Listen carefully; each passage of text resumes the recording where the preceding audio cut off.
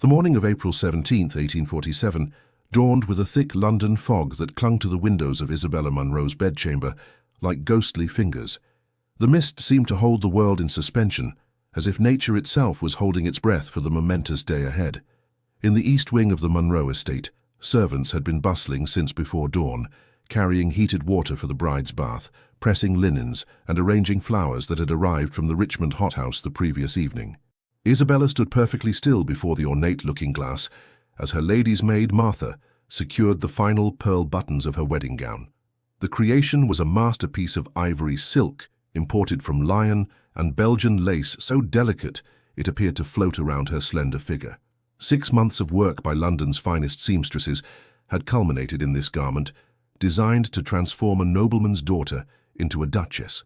"You look absolutely radiant, Miss Isabella," whispered Martha, her voice thick with emotion as she carefully arranged the delicate veil over Isabella's chestnut hair. Martha had been with her since Isabella was 7 years old, and the maid's eyes glistened with maternal pride as she stepped back to admire her handiwork. Isabella studied her reflection with critical eyes. The woman who gazed back at her was poised and elegant, with features that were pleasant if not striking. A straight nose, clear grey eyes, and a mouth that naturally curved into a serious expression. Her chestnut hair had been arranged in an elaborate style beneath the veil, adorned with orange blossoms and small pearl pins. A modest application of rouge coloured her cheeks, and the slight tremble of her gloved hands was the only outward sign of her inner turmoil. Today marked the culmination of her 22 years of existence, the day Isabella Munro would finally become the Duchess of Richmond, fulfilling the destiny laid out for her before she could even speak her first word. "Thank you, Martha," she replied softly, touching the pearl necklace at her throat. A gift from the Duke sent that morning with a formal note expressing his anticipation of their union. "I have prepared for this day my entire life." Indeed she had. Since the moment her father, Lord William Munro, and the old Duke of Richmond had shaken hands over her cradle, sealing her fate with a marriage contract written on parchment and bound with the seals of both houses, Isabella had been moulded for this role. Every lesson, every skill she had acquired was meant to prepare her to stand beside one of England's most powerful dukes. She had mastered French by age 10, adding Italian and German by 15.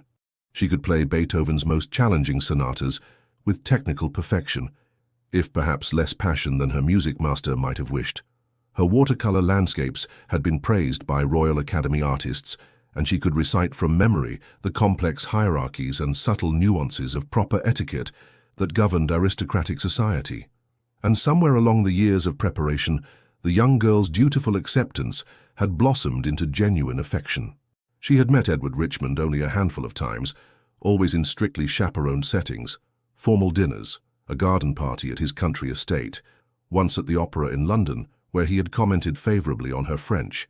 His dignified demeanor and occasional kind words had been enough for her romantic heart to weave elaborate dreams around. In the privacy of her journal, she had practiced signing her new name, Isabella Richmond, Duchess of Richmond, the elegant script a testament to her hidden excitement.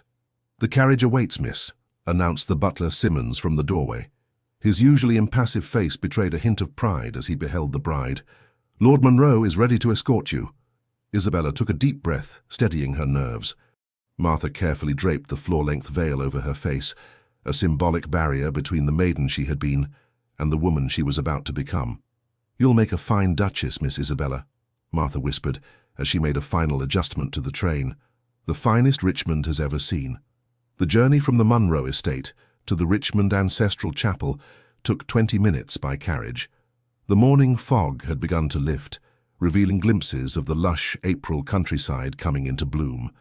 The Richmond Ancestral Chapel stood on a gentle hill overlooking the family's vast estate, its grey stone walls and Gothic spires dating back to the 15th century. As Isabella's carriage approached, she caught glimpses of England's most prestigious families entering the stone church. Ladies in their finest gowns and elaborate hats, gentlemen in formal morning attire with gleaming top hats and walking sticks, the cream of English society had gathered to witness the union of two great houses. Isabella's heart raced beneath her tightly laced corset. Through the carriage window, she saw the Duke of Wellington himself, hero of Waterloo, ascending the chapel steps. Cabinet ministers, peers of the realm, Even distant royal cousins, all had come to see Isabella Munro fulfill the promise made at her birth. The carriage came to a stop before the chapel's ancient oak doors. Her father, Lord William Munro, a stern man of 50 whose business acumen had elevated their family's status beyond their relatively recent title, stood waiting to help her descend. His salt-and-pepper hair was impeccably groomed, his expression one of satisfaction rather than paternal affection. "Today you fulfill your duty to our family," he said as he offered his arm, his usual greeting replacing any fatherly words of tenderness or pride.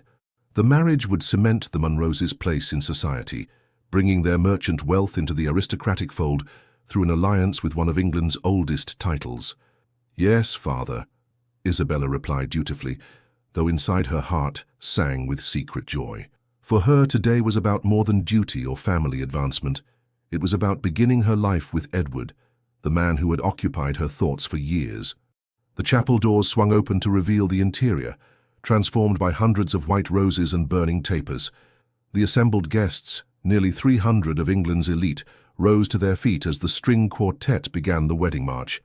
The ancient stone walls seemed to hold their breath as Isabella took her first step down the aisle on her father's arm, her gaze fixed on Edward's broad shoulders at the altar ahead. He stood tall and proud in his formal attire, his aristocratic profile handsome against the backdrop of stained glass windows depicting his ancestors' military victories. The morning light filtered through the colored glass, casting a multicolored glow upon the scene. Isabella was halfway down the aisle when she noticed her 17-year-old sister Charlotte seated in the front row. The younger Munro daughter looked particularly lovely in a gown of pale blue silk that complemented her fair coloring, her golden curls arranged fashionably beneath a hat adorned with forget-me-nots. Charlotte caught her eye and smiled, but something in that smile, a knowing gleam perhaps, or a hint of secretive triumph, made Isabella's step falter momentarily. Lord Munro's grip on her arm tightened, urging her forward. The last few steps to the altar seemed to stretch endlessly as Isabella's heart pounded with anticipation. Finally, they reached the front of the chapel, where the elderly vicar waited with an open prayer book. Lord Munro placed Isabella's hand on the prayer book, symbolically giving his daughter to the church and to her husband. As Isabella took her place beside the groom, Edward finally turned to face her. She expected to see warmth in his eyes, perhaps even admiration as he beheld his bride for the first time on their wedding day. Instead, his expression was cold, distant, and determined. A chill that had nothing to do with the stone chapel's perpetual coolness ran through Isabella's veins. Before the vicar could speak the first words of the marriage service, Edward raised his hand in a gesture of interruption. "I must address the congregation," he announced, his voice echoing through the suddenly silent chapel. Isabella stood frozen, still clutching her bouquet of white roses, lilies, and myrtle. The scent of the flowers suddenly seemed cloying, overwhelming. "I cannot proceed with this union," Edward declared, each word falling like a stone into still water, sending ripples of shock through the assembled guests. Gasps and murmurs rose from the pews as fans fluttered with increased vigor. "I have come to realize that such an important decision as marriage must be based on more than mere agreements made in my infancy." Isabella felt the blood drain from her face as Edward stepped away from her side. The distance between them, merely inches in physical space, seemed to stretch into an unbridgeable chasm. "Miss Charlotte Munro," he continued, turning toward Isabella's younger sister, "has captured my heart with her vivacity and youth. It is she whom I wish to make my duchess." Charlotte rose from her seat in the front pew, a flush of triumph coloring her cheeks as she met Edward's gaze. The shock that rippled through the congregation was palpable. Ladies reached for their smelling salts, gentlemen exchanged glances of scandalized interest, and the vicar's prayer book slipped from his stunned fingers to land with a thud on the stone floor. But none of these reactions penetrated the fog of humiliation and betrayal that enveloped Isabella. The pain that stabbed through her heart was physical in its intensity, stealing her breath and blurring her vision. "This is outrageous," Lord Munro bellowed, stepping forward with his face contorted in fury. "We have a contract, Richmond, a binding agreement between our families." "A contract I am willing to honor financially," Edward replied coldly, turning to face his almost father-in-law with the confidence of a man whose title and wealth made him virtually untouchable. "Double the dowry will be transferred to your accounts by week's end as compensation." But I will not bind myself for life to a woman when I prefer another.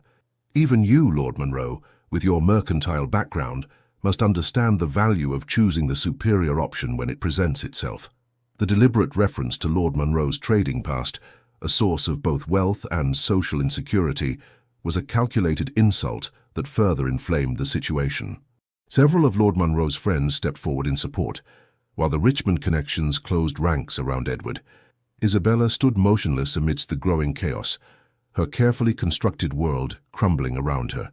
The pitying glances from the assembled guests, the furious flush on her father's face, Charlotte's barely concealed look of victory, all of it swirled around her in a nightmarish tableau from which there was no escape. "Isabella," Edward said, finally addressing her directly, his voice lowered so that only she and those nearest could hear. "You are an accomplished woman, and I'm certain you will make some gentleman a suitable wife. But your sister possesses the youth and spirit better suited to be my Duchess. I'm certain you understand the practical considerations." Practical considerations. As if her 22 years made her somehow less valuable than Charlotte's 17. As if the devotion she had cultivated, the skills she had perfected, the dreams she had nurtured meant nothing compared to her sister's pretty face and flirtatious manner. With dignity she hadn't known she possessed, Isabella handed her bouquet to Martha, who had rushed to her side from where the servants observed at the back of the chapel. "I understand perfectly, Your Grace," she replied, her voice remarkably steady despite the earthquake within. "You have made your preferences quite clear." She unfastened the pearl necklace from her throat, his gift delivered that very morning, and held it out to him. "I believe this belongs with your chosen Duchess." Edward looked momentarily disconcerted by her composure, perhaps having expected tears or pleading. He took the necklace automatically, seeming uncertain for the first time in the proceedings. Isabella then turned to Charlotte, who at least had the grace to lower her eyes momentarily. "I wish you joy of your choice, sister," she said, each word precise and controlled. "May it bring you all the happiness you deserve." The subtle emphasis on the last word was not lost on Charlotte, whose triumphant smile faltered slightly. With that, Isabella gathered her elaborate train over one arm and turned away from the altar. Head held high despite the tears threatening to spill, she walked back down the aisle, alone. The same path she had traveled moments before as a bride now became her route of retreat. Each step measured and dignified, despite the whispers that followed her like a poisonous fog. Jilted at the altar. For her own sister. At 22, practically on the shelf already. The Richmond curse strikes again. These fragments of gossip, which would soon spread throughout London society like wildfire, seemed to hang in the air around her. Isabella Monroe, who had always followed every rule, fulfilled every expectation, now found herself the central figure in what would undoubtedly become the scandal of the season. Outside, away from the curious eyes of society, Isabella finally allowed herself to stumble. The April sunlight seemed a mockery of the darkness that had descended upon her life. Her carefully cultivated composure, maintained through years of training in proper behavior, shattered as the enormity of the humiliation washed over her. "Miss Isabella," Martha called, rushing after her with a cloak to shield her from both the spring chill and prying eyes. "Please let me take you home." "Not home," Isabella managed through trembling lips, the first tears beginning to spill onto her cheeks. "I cannot face those walls right now, knowing how Father will look at me, as the daughter who failed in her only duty. Take me to Aunt Agatha's townhouse in London. She at least will understand what it means to be deemed insufficient by a man." Martha nodded, signaling frantically to the Monroe coachman, who had been waiting to transport the newly married couple to the wedding breakfast. He quickly brought the carriage around, helping Isabella inside while Martha shielded her from the first curious onlookers beginning to emerge from the chapel. As the carriage pulled away from the chapel, Isabella caught a final glimpse through the window of Edward and Charlotte standing together on the steps, already looking like the perfect ducal couple as the guests swarmed around them with renewed excitement. The scandal would be enormous, but Edward's title and Charlotte's youth and beauty would eventually smooth over the impropriety. Society always forgave the young, the beautiful, and the powerful. The life Isabella had prepared for since birth had been stripped away in an instant, leaving her adrift in a society that would forever define her by this rejection. The carefully arranged marriage that was to have been her crowning achievement had become her greatest humiliation. The skills she had acquired to be the perfect Duchess now seemed as useless as a ship's sail in a desert. At 22, Isabella Munro had become a cautionary tale, the woman rejected by the Duke of Richmond, abandoned at the altar for her younger sister. And as the carriage rattled over the country roads toward London, toward the uncertain sanctuary of her aunt's home, she had no idea how to begin again. The journey to London stretched before her like her new future, unknown, unplanned, and terrifying in its emptiness. The wedding gown that had been designed to mark her transformation into a duchess now felt like a costume, its weight and restriction a physical manifestation of the expectations that had confined her life until this moment. As the Richmond estate disappeared behind them, Isabella allowed herself something she had never permitted before, the freedom to weep openly, with the abandonment of a woman who had lost everything she had been raised to value. In that carriage, racing away from her shattered dreams, Isabella Munro began the painful process of discovering who she might become when all her careful preparation proved worthless, and the path laid out for her since birth suddenly vanished beneath her feet. The carriage journey from Richmond Estate to London was a blur of green countryside, gradually giving way to the sprawling metropolis. Isabella sat in numb silence, her wedding gown a cruel reminder of all she had lost. As London's buildings began to appear, the reality of her situation settled upon her shoulders like a physical weight. She was no longer a bride-to-be, no longer the future Duchess of Richmond. She was now something far worse in Victorian society, a woman rejected, an object of pity and gossip. By the time the carriage rolled onto the cobblestones of Grosvenor Square, Isabella had composed her exterior, though her heart still thundered with pain and humiliation. Martha helped straighten her veil and wiped away the traces of tears, though nothing could be done about her reddened eyes. "Remember, miss, you've done nothing wrong," Martha whispered as the carriage came to a stop. "Hold your head high." Aunt Agatha's London townhouse stood as a dignified testament to refined independence, its white Portland stone facade and black wrought iron railings setting it apart from its neighbours. Unlike most women of her station, Lady Agatha Harcourt had never married, choosing instead to live by her own means after inheriting a substantial fortune from her father. At 62, she had long since ceased to care about society's whispers regarding her unmarried state.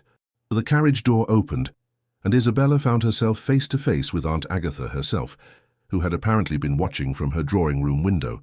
Tall and angular, with silver hair arranged in an unfashionably simple style, Lady Agatha Harcourt cut an imposing figure on her doorstep. Her sharp eyes took in Isabella's wedding attire, the carriage devoid of wedding guests, and her niece's devastated expression. With the quick intelligence that had allowed her to navigate society on her own terms for decades, she pieced together the situation immediately. "Absolutely disgraceful," Aunt Agatha declared, not waiting for an explanation as she helped Isabella from the carriage. "Edward Richmond always was an opportunistic cad, just like his father before him. The old Duke tried to court me once, you know, before settling for his cousin's fortune instead." The elderly woman's outrage on her behalf provided the first balm to Isabella's wounded heart. At least someone believed the fault lay with Edward, not with her supposed inadequacies. "Come, child," Aunt Agatha continued, leading Isabella inside with a protective arm around her waist. "What you need is a change of clothes, a pot of strong tea, and the knowledge that this humiliation will eventually pass. Jenkins," she addressed her butler, "have the blue guest chamber prepared for Miss Munro. She will be staying with us indefinitely." The butler, a dignified man who had served Lady Agatha for 20 years, merely nodded as if brides appearing on the doorstep in full wedding attire was a common occurrence. "Yes, my lady. And shall I have cook prepare a light luncheon?" "Indeed, and bring a tray of tea to my private sitting room immediately," Aunt Agatha instructed, as she guided Isabella up the marble staircase. Once in the privacy of Aunt Agatha's sitting room, with its comfortable furnishings and walls lined with books rather than the fashionable silk wallpaper found in most Mayfair homes, Isabella finally allowed her rigid posture to crumble. "How can I ever face society again?" she whispered, removing her veil with trembling hands. "All of London will know by evening that Edward Richmond rejected me at the altar for Charlotte." "How can it pass, Aunt?" Isabella whispered, finally allowing her composure to crumble completely. "All of London witnessed my rejection. I am ruined." "Ruined?" Aunt Agatha scoffed, removing her spectacles to polish them vigorously. Hardly. You are merely freed from a most unfortunate match. In time you'll see this as the blessing it truly is." "A blessing?" Isabella's voice rose in disbelief. "To be humiliated before all of society. To watch my sister take the position I was raised to fill. How can you possibly call that a blessing?" "Because I have lived long enough to recognize prison cells, even when they're gilded with ducal coronets," her aunt replied calmly. "Tell me truthfully, Isabella, did you love Edward Richmond? Not the idea of him, not the role he represented, but the man himself." The question caught Isabella off guard. She had spent so many years preparing to be Edward's Duchess that she had rarely considered the man apart from his title. I thought I did," she said slowly, "but I barely knew him. We were never permitted more than a few minutes of conversation, always supervised." "Precisely," Aunt Agatha said with a decisive nod. "You were being sold into a marriage with a stranger. A handsome stranger with an impressive title, certainly, but a stranger nonetheless. And based on his actions today, a rather contemptible one at that." Isabella couldn't argue with that assessment, though the wound was still too fresh to find comfort in it. "But what am I to do now? I've been trained for one purpose since infancy, to be the Duchess of Richmond. Without that future, I have nothing." "Nonsense," Aunt Agatha said firmly, as a maid entered with the tea tray. "You have a first-rate education, a sharp mind, and the freedom to discover who Isabella Munro might be, beyond the role that was assigned to her." She poured the steaming tea into delicate porcelain cups. "Besides, you have me, and unlike your father, I value you for more than your marriage ability." In the days that followed, Isabella retreated into the sanctuary of her aunt's vast library.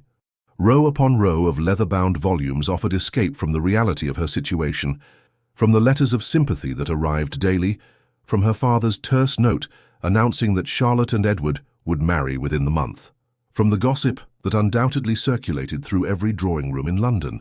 The library became her refuge, its oak shelves towering from floor to ceiling, filled with everything from ancient philosophy to modern novels.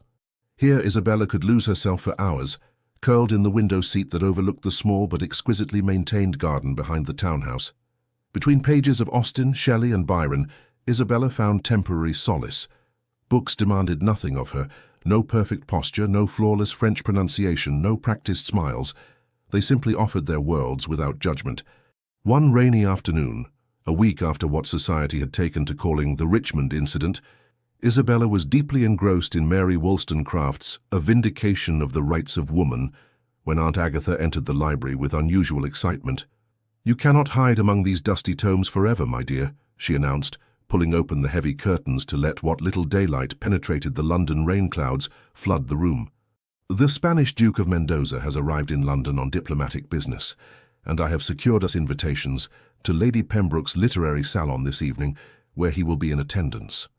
Isabella looked up from her book with a frown. "I have no desire to be paraded before another duke, Aunt, nor do I wish to face society's pitying glances so soon." "This is not about finding you another match," Aunt Agatha insisted, seating herself in the leather armchair opposite Isabella's window seat. "It is about showing London that Isabella Munro is neither broken nor in hiding. Besides, the Duke is known to be quite the intellectual. Lady Pembroke tells me he has translated several works of Shakespeare into Spanish himself." Isabella closed her book, keeping her finger between the pages to mark her place.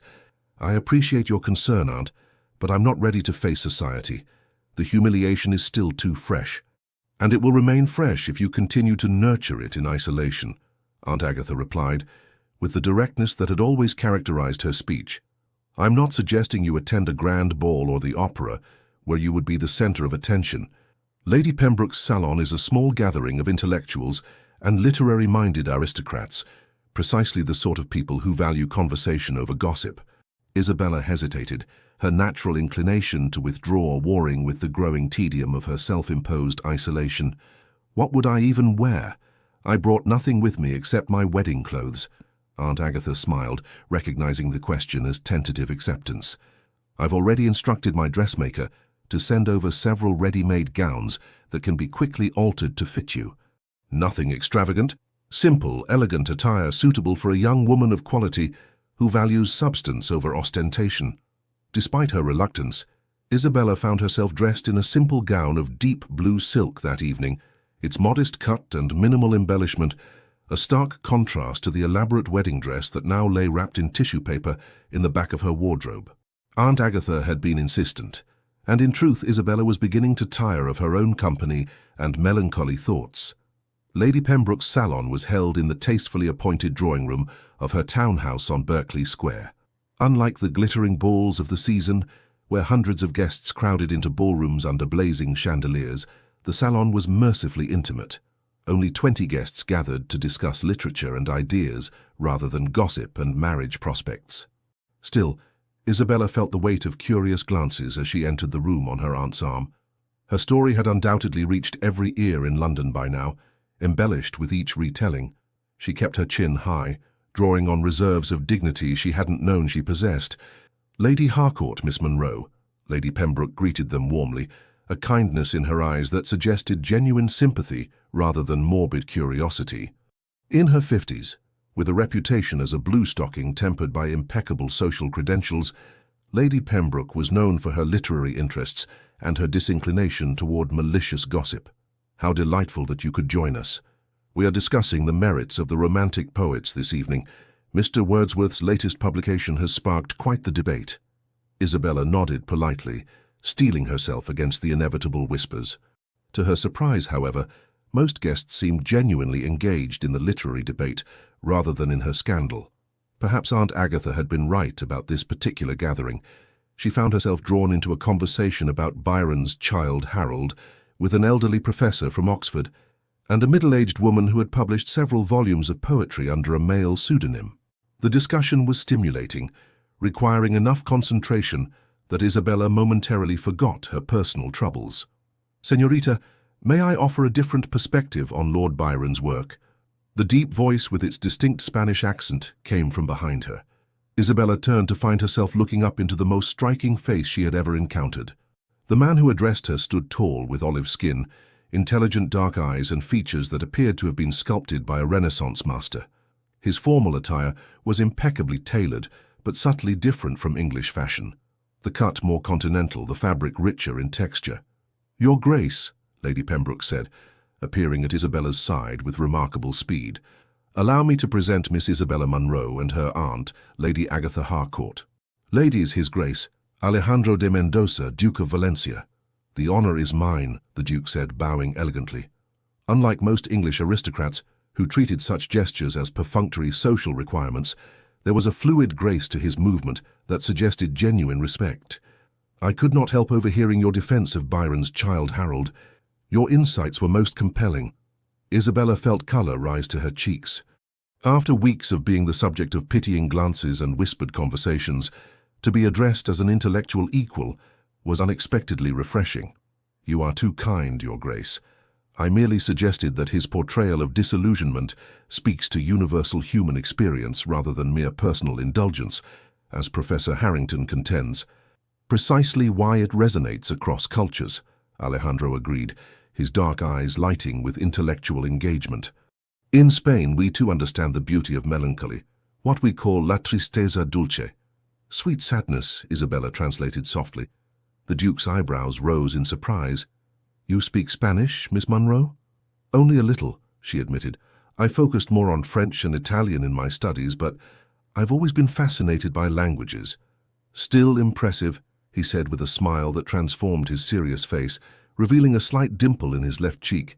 "Perhaps you might help me better understand some of your English idioms during my stay in London. I find myself frequently confused by your curious expressions." For the first time since her wedding day, Isabella felt the ghost of a genuine smile touch her lips. "I would be happy to assist, Your Grace, though I warn you that English is filled with contradictions." "As are most worthwhile things in life," he replied, his dark eyes holding hers for a moment longer than propriety strictly allowed. The conversation shifted to the Duke's diplomatic mission, negotiations regarding Spanish wine imports following recent changes in English tariffs, but maintained an intellectual quality that Isabella found engaging. Unlike the superficial exchanges she was accustomed to with English gentlemen, who rarely discussed serious matters with young ladies, the Duke spoke to her as if her opinions had genuine value. "In Madrid, ladies frequently participate in political discussions," he explained, when she expressed surprise at his willingness to discuss trade policy with her. My own mother served as an unofficial advisor to the royal court on matters of international relations. I find the English custom of relegating women to discussions of weather and fashion rather limiting. Many English ladies would agree with you, Your Grace, Isabella replied, though few English gentlemen seem to share your perspective. As the evening progressed, Isabella found herself engaged in the most stimulating conversation she had experienced in years. The Duke was not only well-read, but possessed a perspective entirely different from the London gentleman she had known. He spoke of literature as something lived rather than merely studied, and listened to her opinions with genuine interest rather than polite tolerance. "I must confess, Miss Munro," he said as the gathering began to disperse, "when I agreed to attend this salon, I expected polite academic discussion. I did not expect to find a kindred spirit." "Nor did I," Isabella admitted. "It has been refreshing. Perhaps you would consider showing me the British Museum tomorrow," he asked. "I am told their collection of classical antiquities is unrivaled, and I would value a knowledgeable companion." Before Isabella could respond, Aunt Agatha appeared at her side, having observed the extended conversation with evident satisfaction. "My niece would be delighted, Your Grace," she declared. "Shall we say 11 o'clock? I would, of course, accompany them as chaperone." "I would be honored," the Duke replied, bowing over Lady Agatha's hand. "Until tomorrow, then, ladies." Later, as their carriage rolled back toward Grosvenor Square, through the gas-lit London streets, Isabella turned to her aunt. "That was rather presumptuous of you, Aunt." "Nonsense," Aunt Agatha replied with a satisfied smile. "I merely accepted an invitation that you were clearly inclined to accept yourself.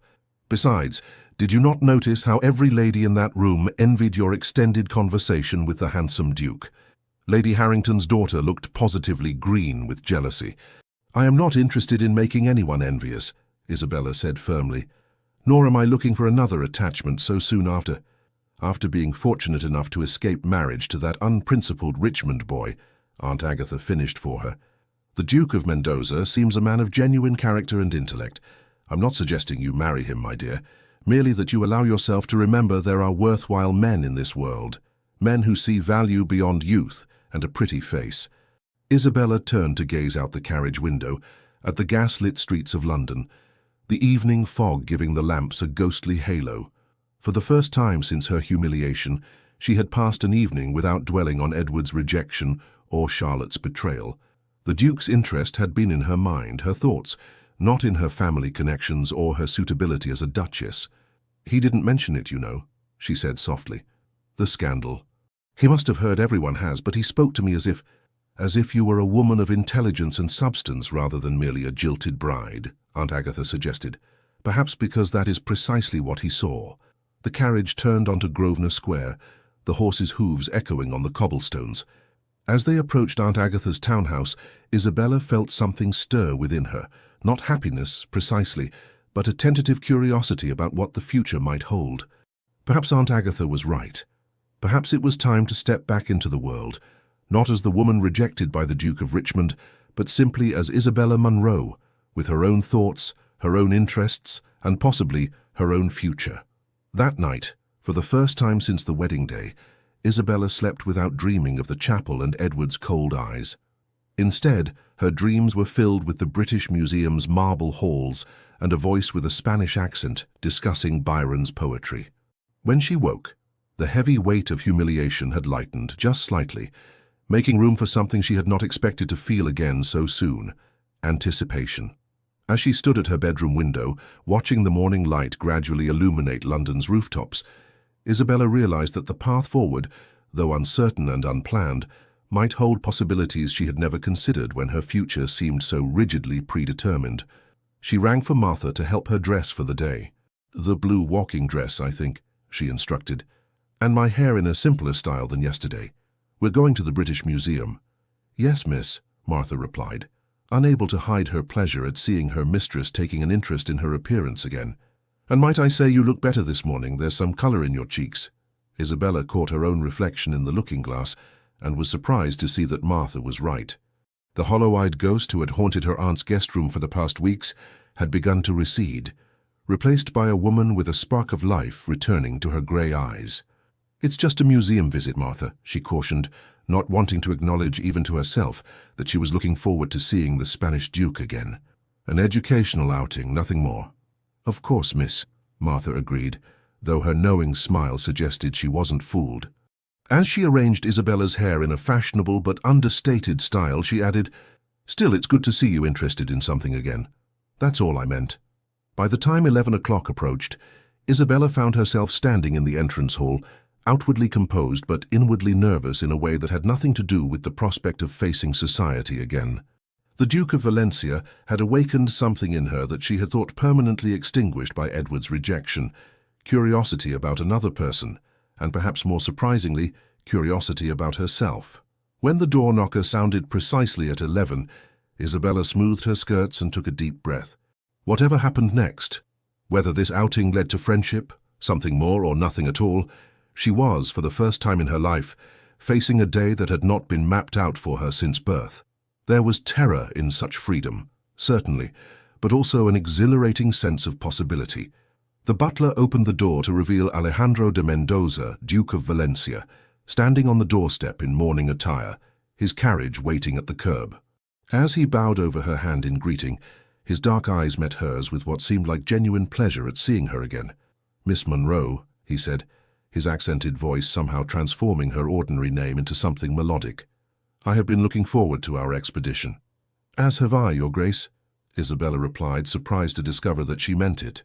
Behind her, Aunt Agatha descended the stairs, ready for her role as chaperone, a knowing smile playing at the corners of her mouth as she observed the way the Duke looked at her niece. As they stepped out into the spring sunshine, Isabella realized that for the first time since that terrible day at the Richmond Chapel, she was looking forward rather than back. The woman who had been rejected at the altar was beginning to recede, making way for a woman she was only just starting to discover, Isabella Monroe, not as she had been molded to be, but as she might choose to become. The visit to the British Museum marked the beginning of a transformation in Isabella's life.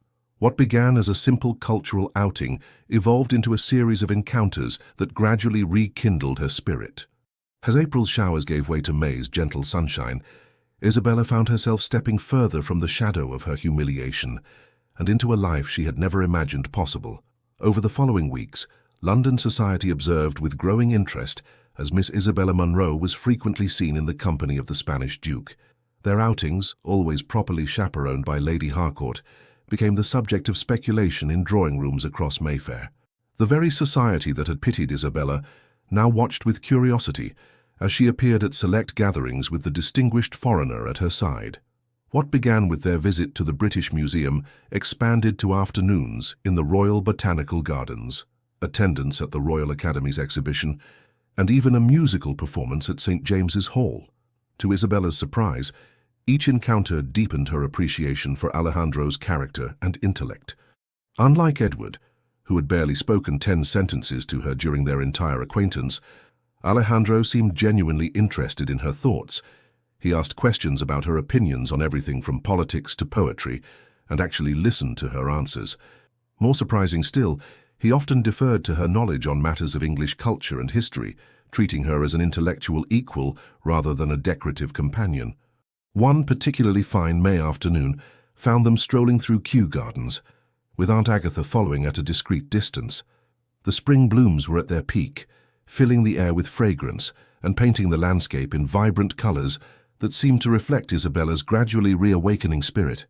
"In Spain," Alejandro told her as they paused beside a particularly beautiful arrangement of exotic flowers, "we have a saying, más vale buen entendimiento que grandes riquezas. A good understanding is worth more than great riches." "That's lovely," Isabella replied, watching a butterfly alight on a nearby bloom. "Though I imagine many in English society would disagree." "As would many in Spanish society," Alejandro admitted with a wry smile that transformed his serious features. "The nobility is not so different across borders, I'm afraid. We are all taught to value lineage and fortune above character. And yet, you seem to have escaped that particular lesson, Your Grace," Isabella observed, noting how he had greeted the gardener's children with the same courtesy he showed to the royal botanist they had encountered earlier. "Perhaps because I learned early that titles offer no protection against life's tragedies," he said, his expression growing serious. My parents died when I was 14, a boating accident off the coast of Valencia. I inherited the dukedom far too young, with only my grandfather's guidance to see me through. I'm so sorry, Isabella said softly, touched by this glimpse into his past. In their many conversations, he had shared little about his personal history, focusing instead on ideas and observations. It shaped me, Alejandro continued, absently twirling a fallen blossom between his fingers. Made me understand that life is unpredictable and precious.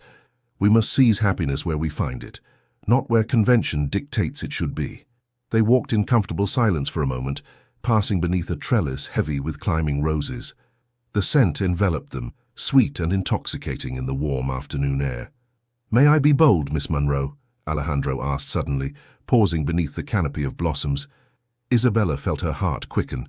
"You may. I know of your recent situation," he said carefully. "London talks of little else, I'm afraid, but I want you to know that I see it as the Duke of Richmond's great misfortune, not yours." Isabella stopped walking, her cheeks flushing with embarrassment. Of course he knew. Everyone knew. She had foolishly begun to hope that perhaps he had somehow missed the gossip, or that he didn't care about it. But now the humiliation she had gradually been setting aside threatened to engulf her once more. "You need not offer kind falsehoods, Your Grace," she said stiffly, retreating behind the polite mask she had perfected over years of training. "I am well aware of how society views a rejected bride." "I offer no falsehoods," Alejandro replied firmly, his dark eyes holding hers with an intensity that made it impossible to look away. "Only my own observation that a man who would humiliate a woman of your intelligence and grace reveals his own profound lack of judgment, not yours." His words, spoken with such conviction, broke through a barrier Isabella hadn't realized she'd built.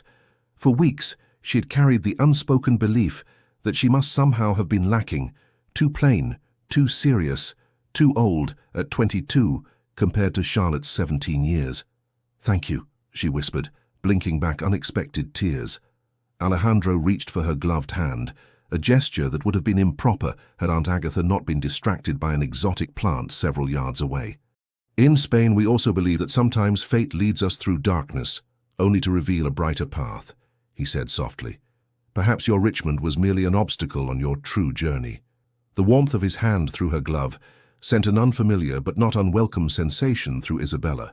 She should withdraw her hand, propriety demanded it, but for once she allowed herself to defy convention.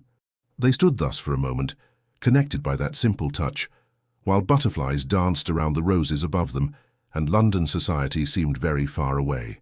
The following day, Isabella was still dwelling on that moment in the garden, when Jenkins, Aunt Agatha's butler, entered the library where she had been attempting to read. "A letter for you, miss," he announced, presenting it on a silver salver. Isabella recognized the handwriting immediately, her mother's elegant script.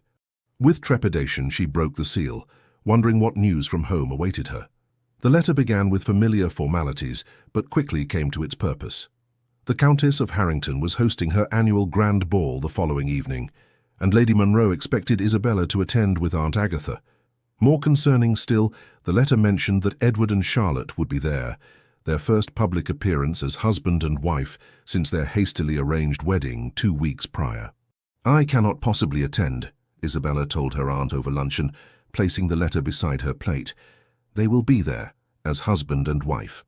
"Precisely why you must go," Aunt Agatha insisted, setting down her fork with a decisive click against fine porcelain. "If you hide away, you confirm every whisper that you are devastated beyond recovery. Besides," she added with a knowing smile, "I have it on good authority that the Duke of Mendoza will be in attendance." "How do you know that?" Isabella asked, surprised. "Because I took the liberty of ensuring he received an invitation," her aunt replied unapologetically.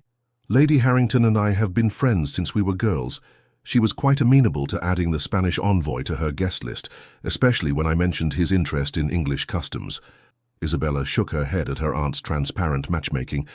"Even if he attends, I'm not certain I can face Edward and Charlotte together. The humiliation is still too raw." "My dear," Aunt Agatha said, her voice gentler than usual, "there will always be a reason to avoid facing them if you search for one. But consider this. Would you rather they believe they've broken your spirit, or would you prefer to show them that Isabella Munro is made of stronger stuff than they imagined?" That evening, Isabella stood before her mirror, examining her reflection with critical eyes. Her gown was new, a creation of deep crimson silk that Aunt Agatha had insisted upon, claiming that Isabella had worn enough pastel colors to last a lifetime. Bold, not black for mourning, nor white for innocence, her aunt had declared when the dressmaker presented the design. A color that announces your transformation. The woman reflected back at Isabella barely resembled the bride who had stood in white just weeks earlier. There was a new awareness in her eyes, a slight lift to her chin that spoke of emerging strength rather than practiced poise. The crimson silk complemented her chestnut hair and fair skin, making her appear more vivid, more present than the watercolor pastels she had always worn as the dutiful daughter. When they arrived at Harrington House, Isabella took a steadying breath before entering the ballroom. The grand space glittered with hundreds of candles, illuminating London's elite in their finest attire. The moment she appeared in the doorway on Aunt Agatha's arm, conversations faltered, and heads turned in her direction. "Courage, my dear," Aunt Agatha murmured. "Remember who you are becoming, not who you were told to be." Isabella nodded, scanning the room until her eyes found what they unconsciously sought. Alejandro standing near a column, his formal attire distinctly Spanish in cut and style. When he saw her, his face lit with a smile that somehow made the whispers around them fade into insignificance. He crossed the room to bow before her. "Miss Munro, you are a vision tonight." "Thank you, Your Grace," she replied, suddenly aware of every eye upon them, of the assessment and speculation taking place behind fans and raised champagne glasses. "Would you do me the honor of reserving the first waltz for me?" he asked. Before she could respond, a familiar voice cut through her consciousness. "Isabella, how unexpected to see you here." Edward Richmond stood before her, Charlotte on his arm. Her sister was resplendent in a gown of pale green silk, her golden curls arranged elaborately beneath a diamond tiara, the Richmond family heirloom that should have adorned Isabella's head. Isabella felt as if all the air had been pulled from the room. This was the moment she had dreaded, the confrontation she had imagined in countless restless nights.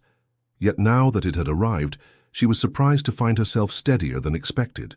"Your Grace," Isabella responded with perfect composure, dropping into a flawless curtsy. "Duchess, I trust married life agrees with you both." Edward had the grace to look slightly uncomfortable, while Charlotte merely tightened her grip on his arm, her triumphant smile barely concealed. "Indeed," Edward replied stiffly.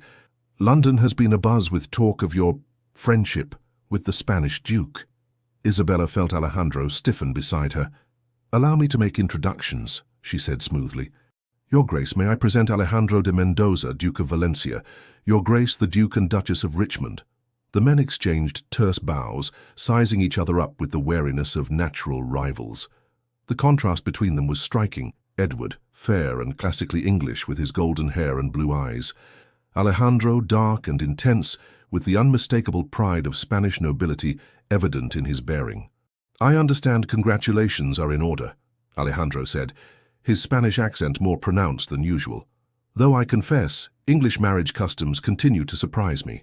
In Spain, we consider a man's word his bond, especially in matters of honor."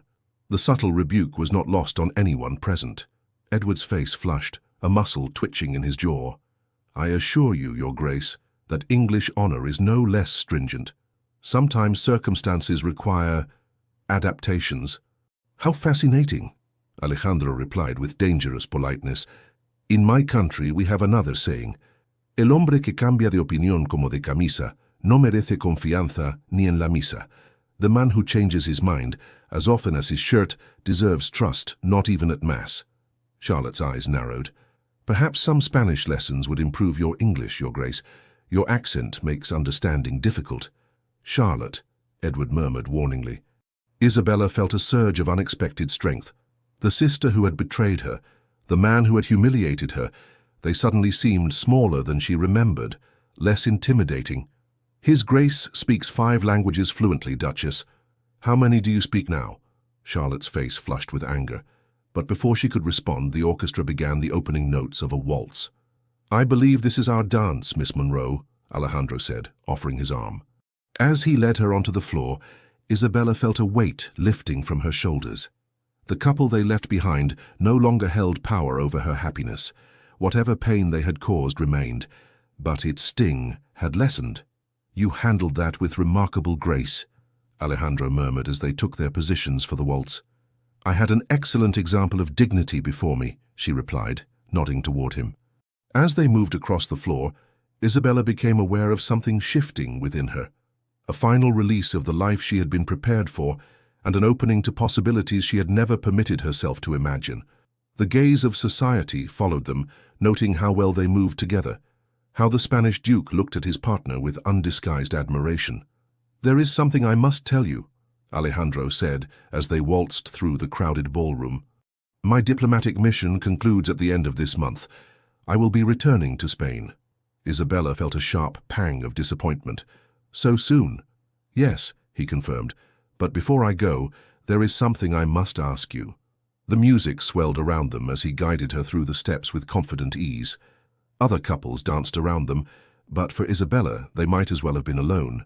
"In these weeks I have come to admire you greatly, Isabella," he continued, his voice low enough that only she could hear. "Your intelligence, your resilience, your gentle heart. I find myself unable to contemplate returning to Spain without knowing if you might consider a future there." Isabella nearly missed a step. "Your Grace, are you suggesting—" "I am suggesting nothing yet," he interrupted gently. "Only asking if you might be open to the possibility of a life very different from the one you had planned. Spain is not England. Valencia is not Richmond. And I am not the man you were promised to since birth." "No," Isabella agreed, a smile touching her lips. "You are nothing like him, thank heaven." Alejandro's eyes widened at her response, then crinkled with pleasure. "Does that mean you might consider my offer?" "I believe it means I would like to hear more about this offer," Isabella replied, surprising herself with her boldness. "Perhaps tomorrow, in the park." As the waltz ended, Alejandro bowed over her hand. "Tomorrow, then." For the remainder of the evening, Isabella moved through the ballroom with a new lightness. She noted the speculative glances, heard the whispers that followed her, saw Edward watching her with an expression she couldn't quite decipher. None of it mattered. For the first time in her life, Isabella Munro was contemplating a future shaped by her own choices rather than by agreements made over her cradle. Later, as the carriage carried them back to Grosvenor Square, Aunt Agatha observed her niece with satisfaction. "You seem different tonight," she remarked. "More present." "I feel different," Isabella admitted, "as if I've stepped out of a role I've been playing all my life." "And how does it feel, this freedom?" her aunt asked. Isabella considered the question. "Terrifying," she said honestly, "and exhilarating." "The best things often are," Aunt Agatha replied with a knowing smile. That night, as Isabella prepared for bed, she found herself drawn to the window. The London sky was unusually clear, with stars visible despite the city's gas lamps. Somewhere beyond the horizon lay Spain, a country she had studied but never visited, a place as foreign to her as the concept of choosing her own path had been just weeks ago. "Valencia," she whispered, testing the name on her tongue. The word itself sounded like freedom, like possibility. As Martha helped her out of her crimson gown, Isabella caught sight of her reflection once more. The woman who gazed back at her from the mirror was neither the bride rejected at the altar, nor the perfect duchess in training she had been raised to be. This was someone new emerging, Isabella Munro, discovering herself for the first time. "You seem happy tonight, miss," Martha observed as she brushed out Isabella's hair. "It's good to see." "Do I?" Isabella asked, genuinely surprised. "I'm not certain happy is the right word, but I feel alive, as if I've been sleepwalking all these years and have finally awakened." The following morning dawned bright and clear, as if London had decided to put aside its usual grey demeanour in honour of the decision Isabella faced. As she prepared for her walk in Hyde Park with Alejandro, she found her thoughts unusually serene. Their meeting was set for 11 o'clock, and Isabella found herself ready well before the appointed hour, dressed in a walking ensemble of deep blue that complemented her eyes. She paced the drawing room, rehearsing possible responses to what she suspected would be a formal proposal. "You seem remarkably composed for a woman about to receive a proposal," Aunt Agatha observed as she entered the room, her perceptive eyes missing nothing. "We don't know that's what he intends," Isabella reminded her aunt, though her heart quickened at the possibility. "Don't we?" Aunt Agatha raised an eyebrow. The man has called upon you nearly every day for 3 weeks and looks at you as though you've personally hung the moon and stars.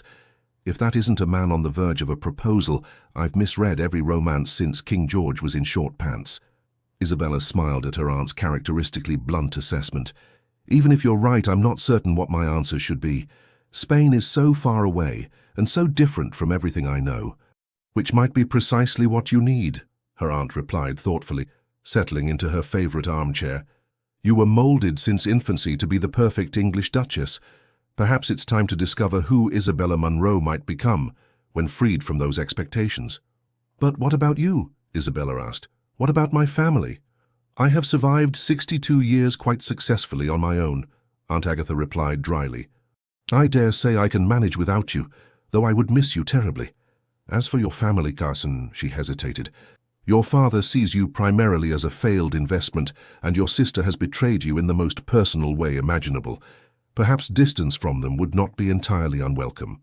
Before Isabella could respond, Jenkins announced the arrival of the Duke of Valencia. Isabella smoothed her skirts, took a deep breath, and prepared to face a future she had never imagined. When Alejandro entered the drawing room, Isabella was struck once again by how his presence affected her. It wasn't merely his handsome features or his title. She had been raised among handsome aristocrats all her life. Rather, it was the quality of his attention, the sense that when he spoke with her she was truly seen. Miss Munro, he said, bowing over her hand. Lady Harcourt, you both look radiant this morning. Flattery will get you everywhere, Your Grace, Aunt Agatha replied with unusual warmth. Now, shall we proceed to the park? I understand it's particularly lovely this time of year. They walked through Hyde Park at a leisurely pace, Aunt Agatha maintaining a discreet distance behind them. Close enough for propriety, far enough for private conversation. The park was filled with fashionable Londoners taking their morning exercise, many of whom observed the trio with undisguised curiosity. I've been thinking about what you said last night, Isabella began when they reached a secluded bend in the path overlooking the Serpentine. And I have been thinking of little else, Alejandro admitted. Perhaps I was too forward. If so, No, Isabella interrupted gently. You weren't too forward. In fact, your honesty has been refreshing. All my life, I've lived with careful words and hidden meanings. You speak directly, and I value that more than I can express. Alejandro smiled, visibly relieved. Then may I continue to be direct? When Isabella nodded, he reached into his coat and withdrew a small leather case. This belonged to my mother, he said, opening it to reveal an exquisite ring, a deep blue sapphire surrounded by diamonds. In Spain, we consider sapphires symbols of loyalty and truth, values I have found abundantly in you, Isabella.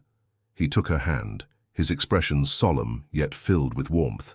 I did not come to England seeking a bride. I came on diplomatic business, expecting nothing more than tedious negotiations and formal dinners. Instead, I found a woman of extraordinary character, intelligent, kind, and stronger than even she knows. Isabella felt tears gathering in her eyes as he continued. I know this is sudden. I know Spain is not your home and that my proposal comes at a time when you are still healing from betrayal. But I also know with a certainty I cannot explain that you are the woman I wish to share my life with. He knelt before her, there on the gravel path, heedless of his immaculate trousers. Isabella Munro, would you do me the great honor of becoming my wife? Not because of arrangements made in your childhood, but because we choose each other freely as equals. Time seemed to still around them, the gentle lap of water against the lakeshore, the distant calls of children playing. The rustle of leaves overhead all faded into insignificance as Isabella looked into the eyes of the man before her. In that moment of perfect clarity, Isabella realized that the answer had been forming within her heart since their first meeting. Alejandro had entered her life when she believed herself defined by rejection, and had instead helped her discover her own worth beyond the role she had been raised to fill. The woman who had been betrayed at the altar was not the same woman who stood in the park today. In just a few short weeks, Isabella had begun to shed the layers of conditioning that had shaped her entire existence.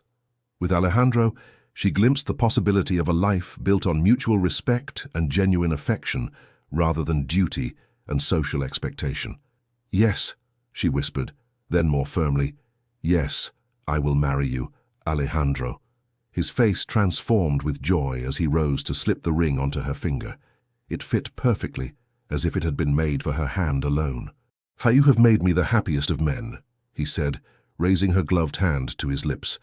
From behind them came the sound of applause.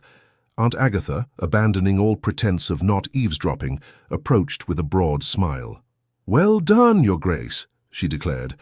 "I was beginning to fear I'd need to drop more obvious hints." "Aunt," Isabella protested, blushing furiously. "What?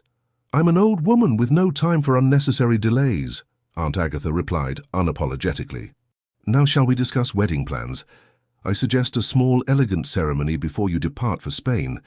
No sense giving the gossips more time to wag their tongues." As they walked back through the park, arm in arm, Isabella was conscious of the curious glances directed their way. By evening, all of London would know that the woman rejected by one duke had captured the heart of another, more distinguished one. The narrative was too romantic, too satisfying for even the most cynical socialites to resist. But for Isabella, the true story was far more significant than any gossip could capture. In choosing Alejandro, and in being chosen by him, she had taken the first step toward defining herself on her own terms. The journey ahead would lead her far from the path that had been laid out for her since birth, across oceans to a land she had never seen. Yet as she looked up at the man beside her, she felt not fear but anticipation. The life awaiting her in Spain was unknown, but it would be her own, a life chosen rather than assigned, a future built on love rather than duty. As they reached the park gates, Isabella caught sight of a familiar carriage passing by, the Richmond crest emblazoned on its door. Through the window she glimpsed Edward's profile, his attention focused on some document in his hands, unaware of her presence. A month ago, such an encounter would have filled her with pain and humiliation. Today, she felt only a faint echo of those emotions, overshadowed by gratitude. Had Edward not rejected her, she would never have discovered her own strength. Had he not chosen Charlotte, Isabella would never have found Alejandro. Sometimes, she reflected as they continued their walk, what appears to be a cruel twist of fate is merely the beginning of a better story. The news of Isabella Munro's engagement to the Spanish Duke spread through London society with remarkable speed. By evening, every drawing room buzzed with the story, how the woman rejected by one duke had captured the heart of another, more distinguished one. The narrative was too romantic, too satisfying for even the most cynical socialites to resist. Even the Morning Post carried a small announcement the following day, noting the fortuitous alliance between an esteemed English family and Spanish nobility. For Isabella, however, the days following her engagement existed in a separate reality from society's gossip. Each morning brought a fresh awareness of the sapphire that now adorned her hand, not a symbol of duty, like the pearls Edward had given her on their wedding day, but a token of genuine affection and mutual choice. Lord Munro, upon receiving Alejandro's formal request for Isabella's hand, responded with characteristic pragmatism. "A Spanish dukedom is certainly acceptable," he wrote in his reply, delivered by messenger to Aunt Agatha's townhouse, "though I trust the financial arrangements will be thoroughly documented before any ceremony takes place."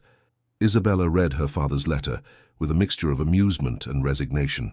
"He hasn't changed," she told Alejandro as they sat together in Aunt Agatha's drawing room, reviewing their plans for the small wedding that would take place before their departure for Spain. "Everything remains a transaction to him."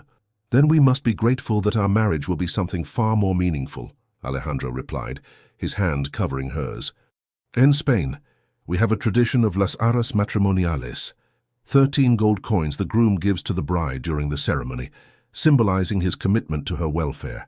I would give you 13,000 if it meant securing your happiness, but I suspect your happiness cannot be purchased with gold." "No," Isabella agreed softly. "It cannot. Though I confess I'm curious about all the Spanish traditions we'll incorporate into our ceremony. We will blend the best of both our cultures," Alejandro promised, "just as we will in our life together."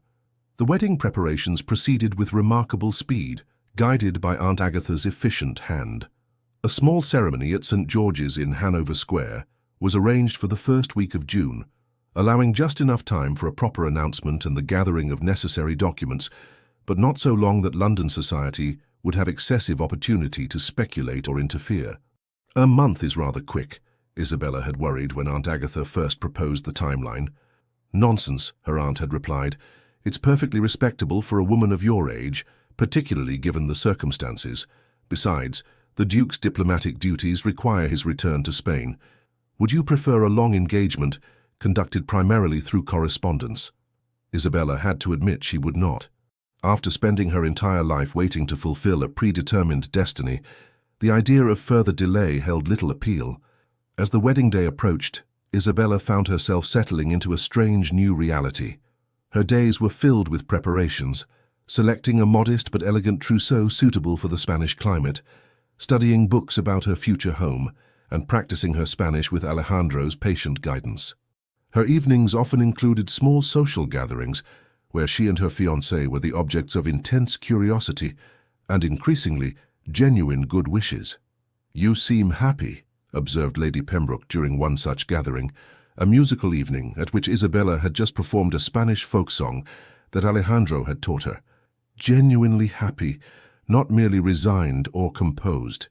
"I am," Isabella replied, surprised by the realization. "I never expected to find such joy after that Richmond boy's foolishness," Lady Pembroke supplied when Isabella hesitated. "My dear, sometimes the greatest blessings arrive disguised as disappointments. I suspect in 10 years' time you'll look back on that day at the altar as the most fortunate escape of your life." 3 days before their wedding, scheduled as a modest ceremony at St. George's in Hanover Square, an unexpected visitor arrived at Lady Harcourt's townhouse. "The Duke of Richmond requests an audience with Miss Munro," the butler announced with evident disapproval. Isabella, who had been reviewing Spanish phrases with Alejandro's patient guidance, looked up in surprise. "Edward is here?" "Alone," the butler confirmed with a significant glance. Isabella exchanged a look with her aunt, who nodded grimly. "Show him into the small parlor, Simmons. I shall receive him there." "Are you certain?" Alejandro asked, concern evident in his expression. "I could accompany you." "No," Isabella decided after a moment's consideration. "This is a conversation I need to have alone, to properly close that chapter of my life." Alejandro's dark eyes searched hers. "As you wish, but I will be close by if you need me." Isabella touched his cheek gently. "I know. That makes all the difference." Edward stood stiffly by the window when Isabella entered the parlor, his back to the door as he gazed out at the square. The afternoon sun illuminated his golden hair and broad shoulders, the same figure that had once dominated her dreams and expectations. He turned at the sound of the door, and she was struck by how diminished he seemed compared to her memories. Still handsome, still aristocratic, but somehow less imposing than the man who had occupied her imagination for years. "Isabella," he began, then corrected himself. "Miss Munro, thank you for agreeing to see me." "What brings you here, Your Grace?" Isabella asked, maintaining a polite distance. She deliberately kept her left hand with Alejandro's sapphire ring visible as she clasped her hands before her. Edward's eyes flickered to the ring before returning to her face. "I've come to offer my congratulations on your engagement. The Duke of Valencia is well respected in diplomatic circles." "Thank you," Isabella replied simply. "Though I doubt you came merely to convey congratulations that could have been expressed at any social gathering." A flicker of the old Edward, imperious, slightly impatient, crossed his face before he mastered it. "No, I wanted to speak with you privately, to explain—" "There's no need," Isabella interrupted gently. "Your actions at our wedding were explanation enough." "Were they?" Edward challenged, a hint of the entitled young man she had once idealized creeping into his tone. "Do you truly understand why I made that choice?"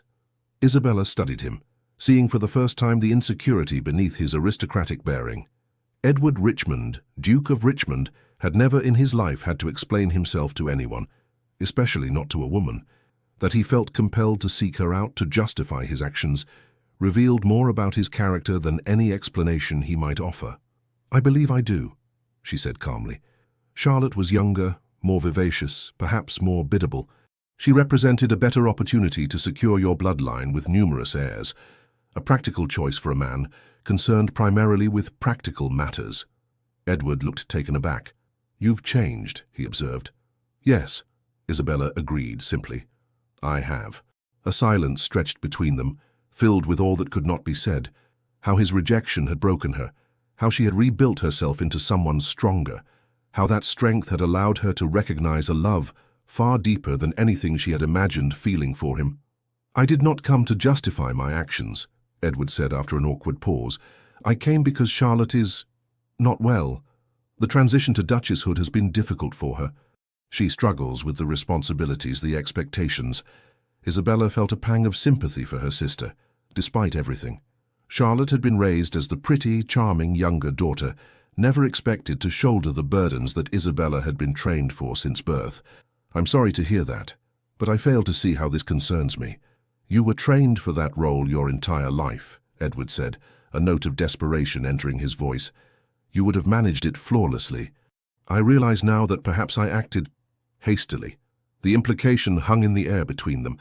Isabella regarded him with newfound clarity. "Are you suggesting that you regret your choice?" she asked quietly. Edward did not answer directly. "I merely wish to convey that your abilities were perhaps undervalued." Isabella felt a surge of emotion, not the heartbreak or vindication she might once have expected, but a profound sense of closure. "3 months ago those words would have meant everything to me," she said softly. "Today they mean nothing at all. I wish you and Charlotte every happiness, Edward, truly, but my future lies elsewhere." She moved toward the door, pausing with her hand on the handle. "Perhaps you might try seeing Charlotte as more than a young, pretty bride. She has strengths of her own, different from mine. If you look for them, you might find a true partner rather than merely a duchess." Edward stared at her, astonishment evident in his features. "You've become quite philosophical, Isabella." "Not philosophical," she corrected him with a small smile. "Simply wiser about what truly matters in life. Good day, Your Grace." As she closed the door behind her, Isabella felt the last weight of her former life lift from her shoulders.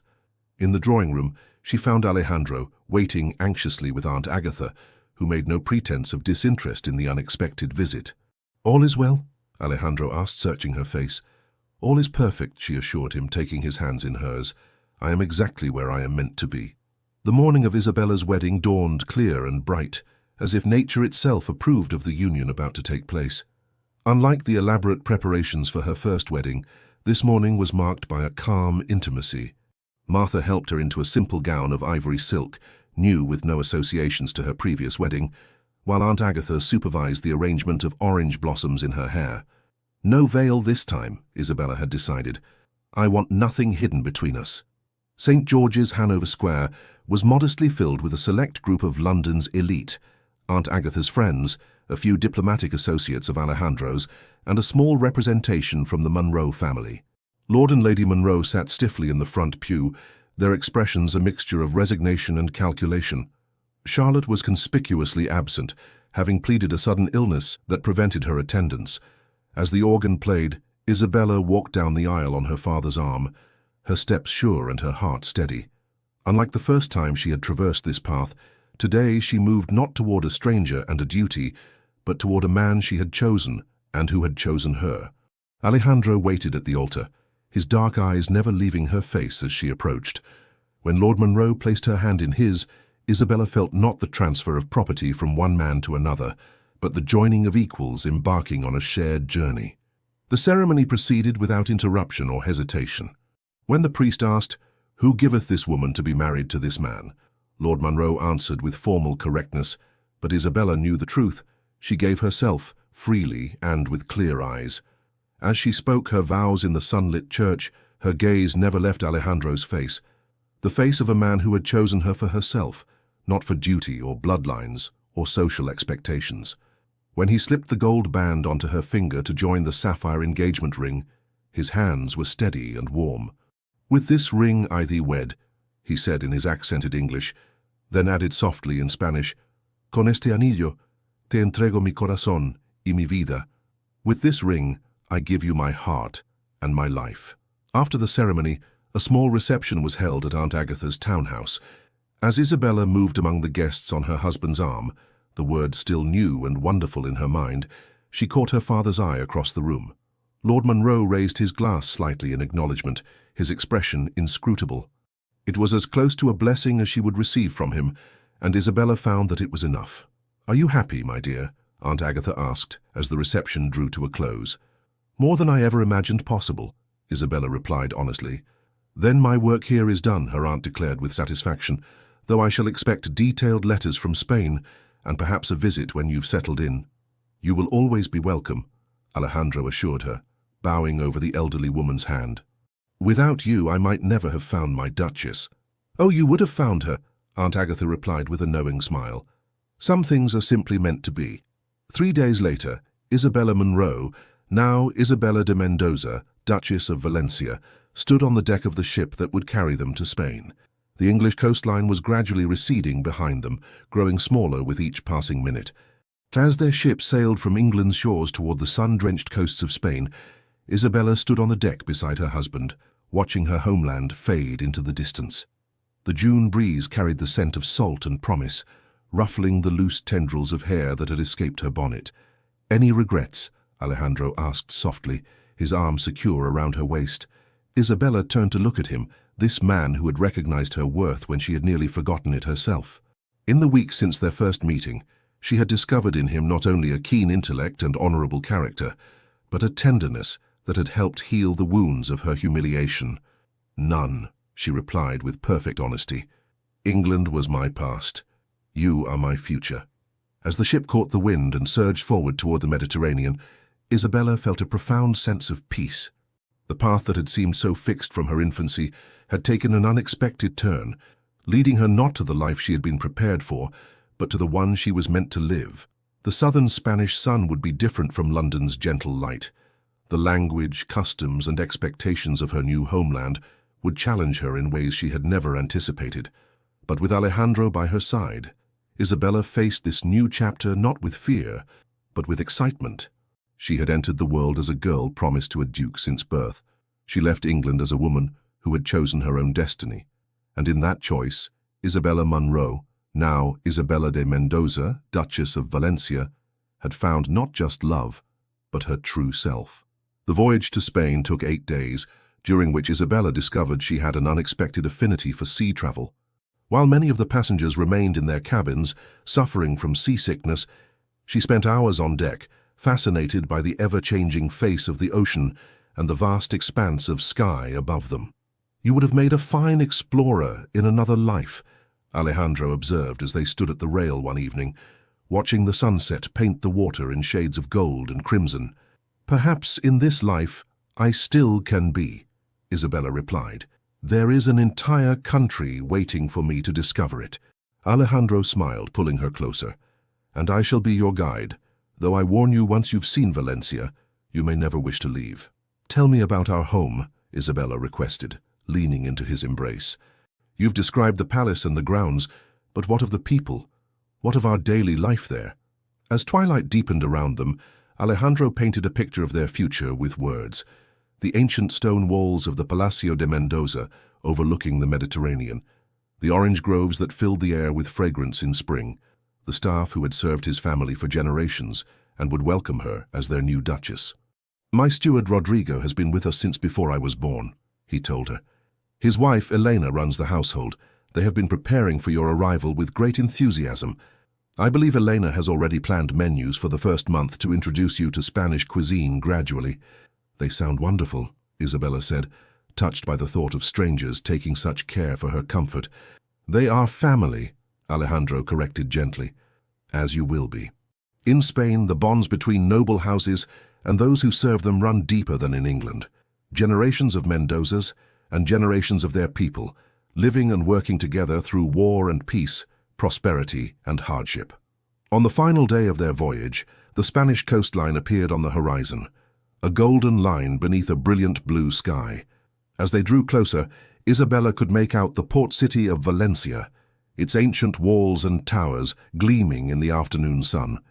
"Welcome to Spain, my love," Alejandro murmured, his arm around her waist as they stood at the ship's rail. "Welcome home." The word resonated within her. Home. Not the home she had been raised in, nor the Richmond estate she had been prepared to preside over, but a new home of her own choosing. As the ship maneuvered into the harbor, Isabella felt a surge of anticipation and joy. On the dock, a welcoming party awaited them. Alejandro's younger brother, Miguel, several local officials, and a contingent of servants in the Mendoza livery. The greeting was warm and effusive, with rapid Spanish that challenged Isabella's still developing comprehension. "They are saying how beautiful you are," Alejandro translated, as they rode in an open carriage through the city streets toward the Mendoza Palace. "And how fortunate I am to have found an English rose to bring to Spanish soil." Isabella smiled, taking in the sights and sounds of her new home.